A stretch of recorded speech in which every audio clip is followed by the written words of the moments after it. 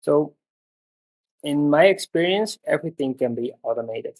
Example, if you let me go back to the insurance story.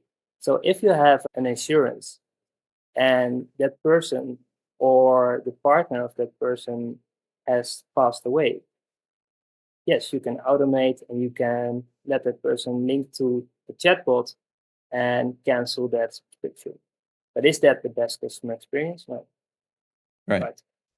So there are certain leverage, and that's something as a company you have to think about how I am positioning the AI and the automation and technology in general, and when should the human be in place to have that best experience?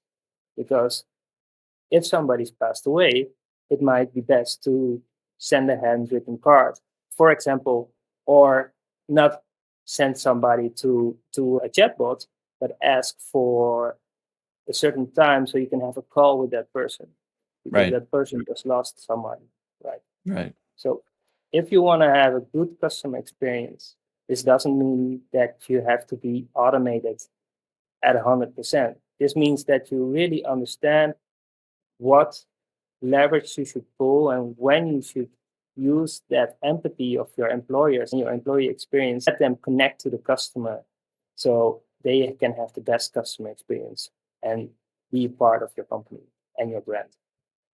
Yeah, that's a great point. Yeah, those emotional moments, we really want to talk to humans, don't we?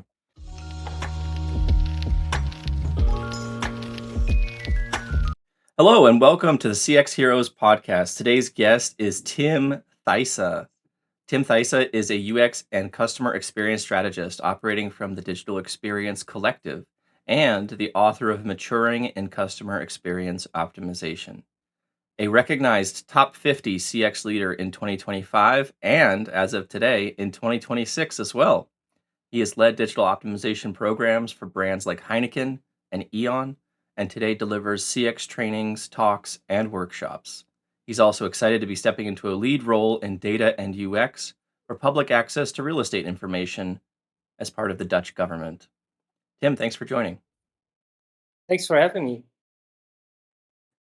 Was there a specific moment or a specific challenge or inspiration from the early years of your career that connects to your practice of CX today?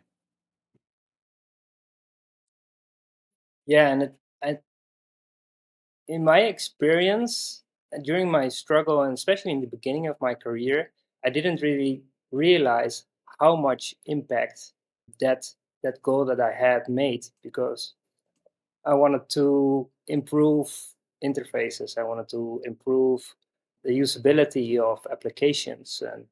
And yeah, as we had a talk before about my history, you might understand that coming from the art academy and coming from a creative education, I was seeking that in the visual aspects and the experience aspects of my work. Um, but the term CX didn't really come to mind to me yet. So in the early days of my career, I was focusing on improving buttons, improving interaction with the customer on websites and applications like serious games. But I didn't really think about the process and the customer experience in total and how I could improve that. And that might also be because I didn't have the skills and the tools and the familiarity and the experience with customers yet to really understand that customer experience is not only focusing on how it looks like and what you tell people on websites or applications from the digital perspective, but it's also how you operate as a company and how you facilitate that customer experience in total within the organization. Yeah, there's so many backgrounds that people have coming into CX, and it's always interesting to hear, you know, how they approach it and how they see it. I think a lot of people, don't, when they're kids, they don't, dream of becoming a CX professional when they grow up, but it's often something people discover later. And then those perspectives that they bring, in your case, this creative point of view, the user experience side of things, the interaction design side of things. Obviously, there's a lot of there's a lot of influence and there's a lot of opportunity there to take that lens and apply that to CX. Was there a certain point where you really pulled from that experience and pulled from that background and then, applied it to a CX project that you were working on?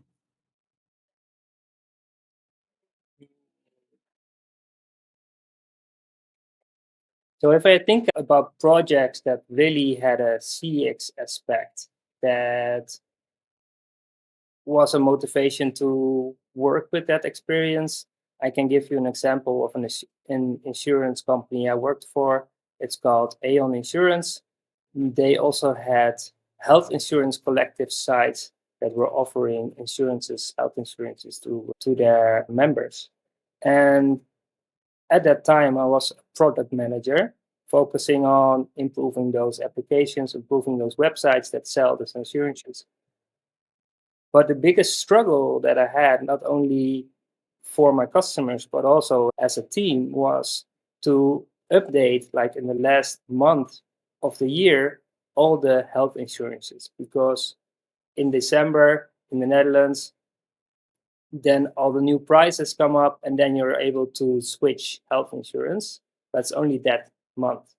So this I means see. there's a lot of pressure, a lot of capacity going to updating all those 11 websites with the correct health insurance information. So Right. it was an interesting internal struggle of the organization that um, also came back to the customer because they had to wait until all the pages and all the websites are updated. And what happened is that we decided to create a white label CMS system that facilitated those 11 websites at the same time. So this I meant see. that we didn't have to change 11 websites. We had to only change certain health insurances in the system, and that automatically updated to all those different collective websites. And what the additional advantage was for the customer there was that we had enough time to focus on facilitating and helping customers with making the right choice for their insurances. So instead of that, we needed to create, copy, and change these prices, we were able to invest our hours into a customer service tool that asked the correct questions to the customers so we could offer the best collective insurances for them. I see. Yeah, I mean, it's a great example of the systematization, turning these 11 different websites, all these manual updates. It's a great example of turning it into a system that, that saves time and then ultimately, gives you that time back to spend on the customer relationship. That's fantastic. I think a lot of people want to do those kind of things, and often they get stuck, somewhere in the politics of the organization, or maybe they don't have the influence in those conversations. It's sort of difficult to escape the walls of, the support team and say, oh well, we need to update our systems so that, we can get some efficiency and then we can do our jobs better. Was there any difficulty that you faced or any challenge that you faced sort of getting approval for this CMS change, or making these kind of changes, across the organization? For this project, there was very little struggle because also the system that we were using was also not very maintenance friendly for the development team. The content team had a lot of work. But of course, what is important is that you have to translate the friction and the hours that you have to spend in it and translate that to loss that the company is getting because they have to invest a lot of hours that on the other hand could have been invested in customer service, better experiences, and improve the quality of our processes instead of just maintenance. So one of the biggest levers that you can use as a customer experience consultant is the amount of time it takes to complete a job. Right. So if you can improve and translate those efforts into a negative employee experience and can give that a metric like hours spent on maintenance, and you can translate that to, for instance, what an effect is on hours spent on customer experience, then you can have a real business case that impacts not only your own team, but also impacts the company. Absolutely, well said. And I think there was one sentence, I don't know if I could get it exactly from memory, but he said something about like translating the friction to to hours spent, basically, Yeah, right? And yeah, being able to communicate that in a quantified way. There's a value associated with it, and then showing the opportunity cost as well, right? We're spending this many hours on this friction, and so we're not spending those hours on the customer relationship. I think that yeah. that just makes a very clear business case, and that's a great example. So thank you. So you've worked in various organizations, you've worked in public sector, you've worked for private organizations, including some global brands like Heineken, different industries. And so you've seen these different sides of customer experience. What was the pattern that you saw, or what was the motivation across that, which motivated you to write a book about CX rather than just continue normally? Yeah. So when you gain experience and you get familiar with different company structures, you also need to acknowledge that certain business models are not applicable to all the companies. Right. So if you're a very big company, then you might be able to persuade a manager with a certain framework that is applicable for their organization. But if you have a smaller company and you talk directly to the CEO or the CMO, and they are very practical and they don't have time for this big business models and big research, then it's not really helpful. You're only just making more work for them instead of getting actual output. So Right. the reason why I started to write this book was that it was very important for me to create awareness for companies that everybody has their own starting point. So no matter how big or how small you are, even bigger companies, they're exactly the same size, both have 2,000 employees, they still might have a different maturity level. And this means that if you have a certain maturity level, you still have to start with different actions instead of a company that has, it might be smaller, but has a very high customer experience maturity level. So that's why I started to talk about customer centricity and customer experience maturity, to understand that as a company, you have to know where you are to understand which direction you have to step to, right? So that's what I wanted to give with my book and show those steps.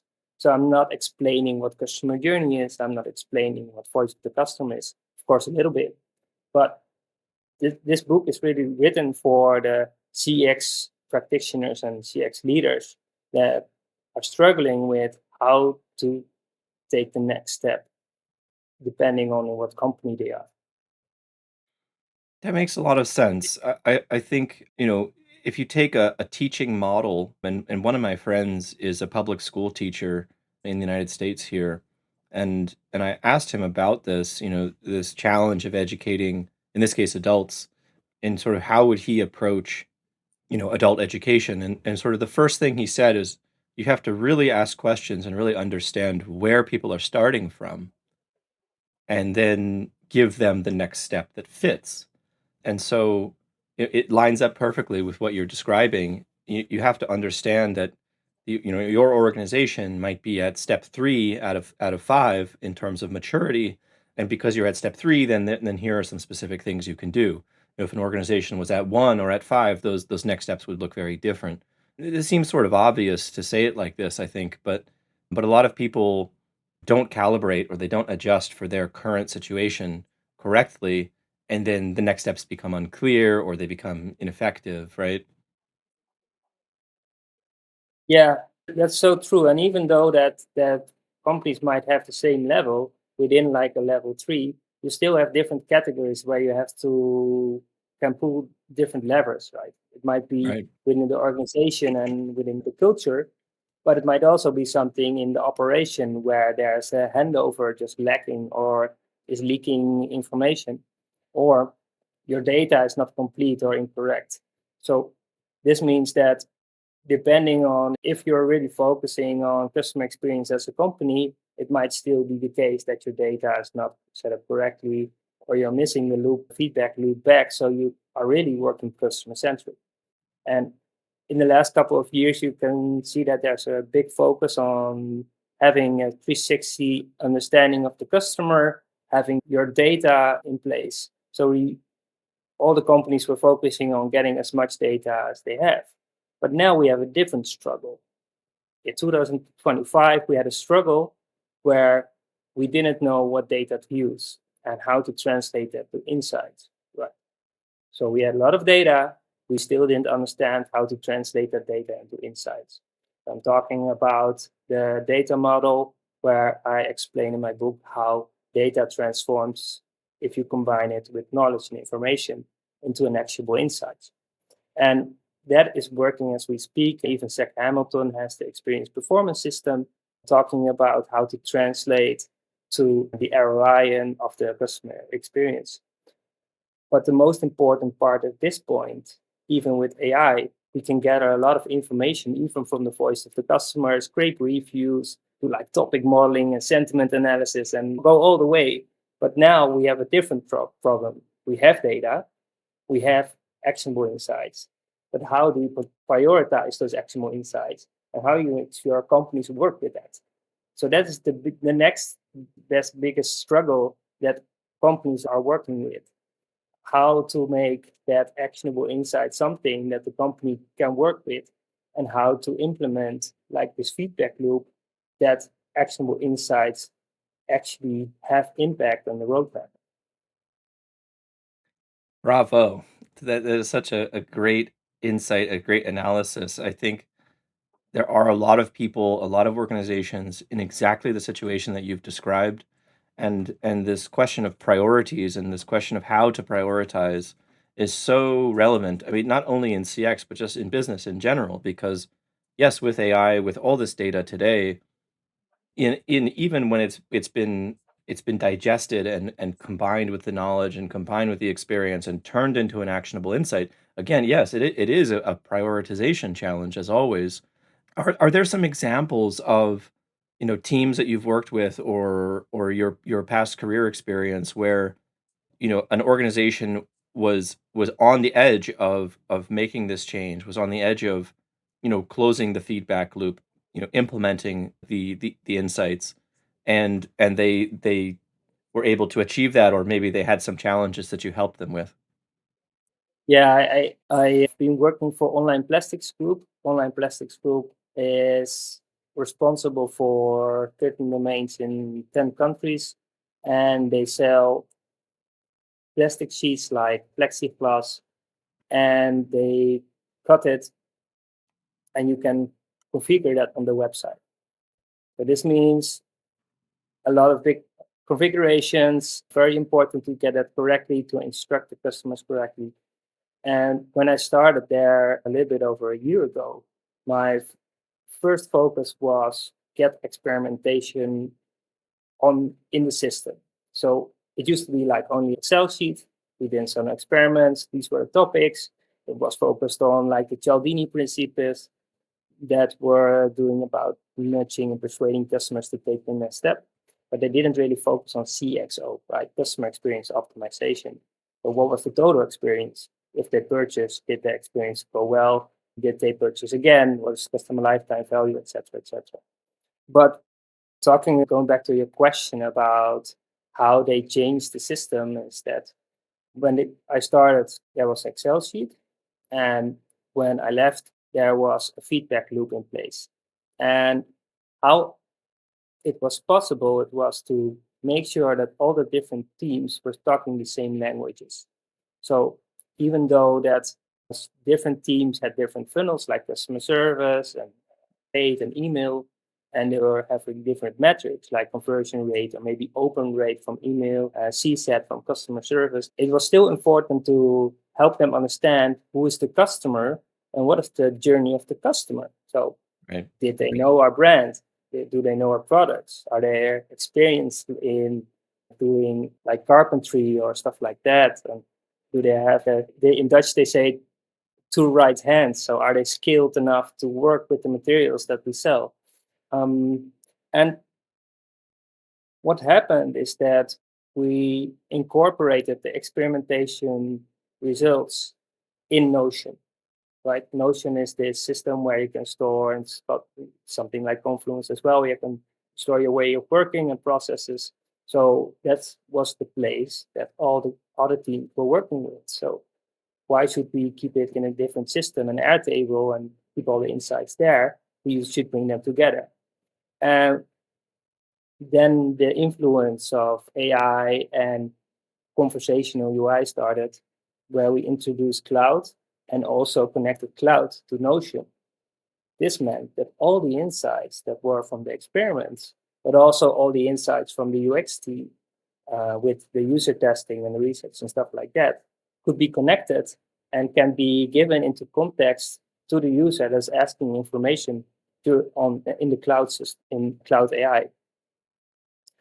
And this completed also the feedback loop because we were able to make an inventory of our emails, inventory of our reviews, do the topic analysis, make periodic reports about that to offer insights to the entire company, and also make sure that if users were asking the question, that information was available in the system that they were talking to instead of a system that was only for the experienced and UX specialists. That's a great example. Thank you for sharing that story. I think a lot of people are in that situation where they have a spreadsheet where their ideas go to die, where their valuable Yeah, data goes to get lost and never heard again.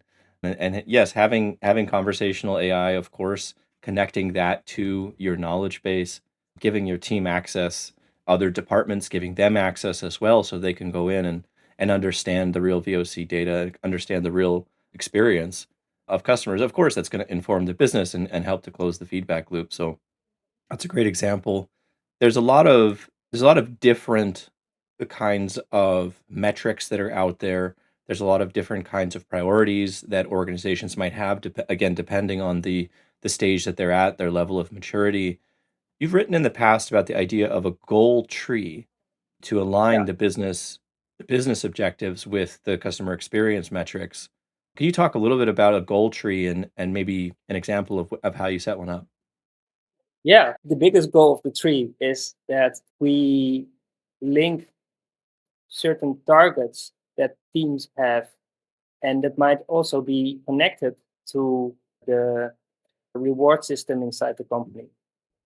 This means that if you connect the reward system and connect that to the company goals, connected to understanding the user and how everybody is leveraging those metrics to improve the overall results, then you get a better understanding on how teams can influence each other. This means that an open rate or a click-through rate from a paid campaign might not have that much impact in revenue if you do not communicate and link the correct page to the ad. Right. So expectation management. This means that they were started talking to the content team. They were started talking to the UX team, starting doing experiments from ad one to page A and page B to see what have a better impact. And this is a really good way to visualize how you contribute together and improve the teamwork. And that's also something that is very important to start with. And it can be a goal tree, it can be a KPI framework from a different system. But the most important thing is to really align the incentives and it really in line or yeah, align the goals of the different teams instead of working against each other and focusing on more paid ads and better conversion rate, that they have the same experience. And don't hide the phone number because it's not good for the amount of calls we get, but really understand what questions are clicked on and what questions are asked at customer service and make sure that the information is already available on the landing page so they don't have to call. Yeah, No, that's a great example, and again, I think it's showing, your level of expertise here is very clear because a lot of organizations have this big mountain of metrics that are just kind of in a pile. They're not logically connected to each other and aligned with the incentives that the employees actually have. And so, again, I have this theme of sort of closing the loop, right? If your metrics are sort of one-off metrics, or maybe there's a little collection of them here and a collection of them there, yeah, that's good, but it's so much better to have the branches of the tree sort of connect to each other, yeah, and so people can see, how their work contributes to the total. yeah. And it might even be the case that certain metrics, and it might become visible if you do that tree mapping, that certain metrics are already a responsibility of different teams combined. Right. This means that you step outside your silo vision and really understand that you have to work together, for instance, the quality of traffic or engagement. And this also means that you have a higher level which already connects certain teams more together. That, that might also indicate that it's more important to work with teams that focus on the same metric. Absolutely. One more question here to finish the episode for you. When you think about the future of the support function, when you think about the future of customer experience overall, there's this progression that's happening over time towards higher and higher levels of automation. And this is true across different departments of the business. Of course, AI is the biggest step we've seen towards automation. And as there are different organizations at different levels of maturity, but if you think of, in the future, like the highest level of maturity, the highest level of automation, and the intelligent linking of data and goals and objectives, where do you see things going? Do you see that there's a hard edge of automation that's not going to be crossed, or do you think that at some point, the entire function will be automated and it'll all be on autopilot? Yeah. So in my experience, everything can be automated. It That's a doesn't simple mean answer. that it should, right? So Right, right, right. I'll Good give point. you an example. If you Let me go back to the insurance story. So if you have an insurance and that person or the partner of that person has passed away, yes, you can automate and you can let that person link to the chatbot and cancel that subscription. But is that the best customer experience? No, Right, right? So there are certain leverage, and that's something as a company you have to think about how I am positioning the AI and the automation and technology in general, and when should the human be in place to have that best experience? Because if somebody's passed away, it might be best to send a handwritten card, for example, or not send somebody to a chatbot, but ask for a certain time so you can have a call with that person because right, that person just lost someone, right? right, So if you want to have a good customer experience, this doesn't mean that you have to be automated at 100%. This means that you really understand what leverage you should pull and when you should use that empathy of your employers and your employee experience, let them connect to the customer so they can have the best customer experience and be part of your company and your brand. yeah, that's a great point. Yeah, those emotional moments, we really wanna talk to humans, don't we? Yeah. Tim, thank you, it's been a pleasure, thank you for sharing your stories and experiences. Tim Thijsse on LinkedIn, everybody, that's Thijsse, and if you would like to follow him, check out his book, I know I'm gonna read it, and we will see you next time on CX Heroes.